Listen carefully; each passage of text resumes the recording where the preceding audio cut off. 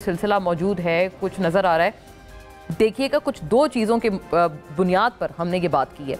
बानी पीटीआई और उनकी अहलिया बुशरा बीबी की 190 मिलियन पाउंड केस में सज़ा मुअत्तली की दरख्वास्त जो है वो अब बिलाखिर 8 मई को समाअत के लिए मुकर्रर कर दी गई है। जबकि इस्लामाबाद हाई कोर्ट के कायम मकाम चीफ जस्टिस सरफराज डोगर और चीफ जस्टिस मोहम्मद आसिफ पर मुश्तमिल डिवीजन बेंच इसकी समाअत करेगा। इससे पहले इसलिए नाज़रीन ये इंपॉर्टेंट है क्योंकि इससे पहले रजिस्ट्रार ऑफिस ने तहरीरी रिपोर्ट इस्लामाबाद हाई कोर्ट में जमा कराई थी, जिसमें यह कहा गया था कि 190 मिलियन पाउंड केस के में जो सज़ा के खिलाफ अपील है पीटीआई की, इस साल तो नहीं लग सकती है वो, और अब इम्कान भी नहीं है। और ये उन्होंने ये कहा था कि जो जवाब दिया था रजिस्ट्रार ऑफिस ने वो ये था कि अपीलें सिर्फ अपने नंबर पर ही समाअत के लिए मुकर्रर होंगी। मजीद ये कहा गया कि national judicial policy making committee की जो फिक्सेशन पॉलिसी है उसके मुताबिक पहले ज़ेरे इल्तिवा जो केसेस हैं और अपीलें हैं उनको निपटाया जाएगा।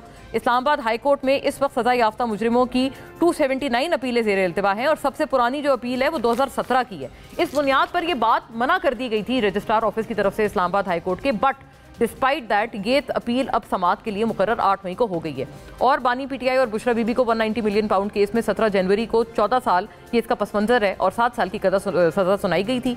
फैसला एहतसाब अदालत में जज नासिर जावेद राना ने 18 दिसंबर 2024 को महफूज किया, जो 3 मरतबा मौखर किए जाने के बाद सुनाया गया। फैसले के खिलाफ बानी पीटीआई और बुशरा बीबी ने 27 जनवरी को अपीलें दायर की जो अब लग गई हैं।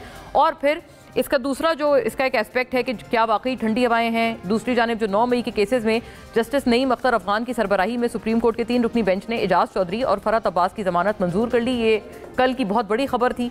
स्पेशल प्रोसिक्यूटर ने मौक़िफ़ अपनाया कि एजाज चौधरी ने लोगों को उकसाया और साजिश का भी हिस्सा रहे। इस पर जस्टिस नईम अख्तर अफगान ने रिमार्क्स के दिए उनके हक में एजाज चौधरी साहब के। उन्होंने कहा कि अगर एजाज चौधरी के खिलाफ केस इतना ही मजबूत था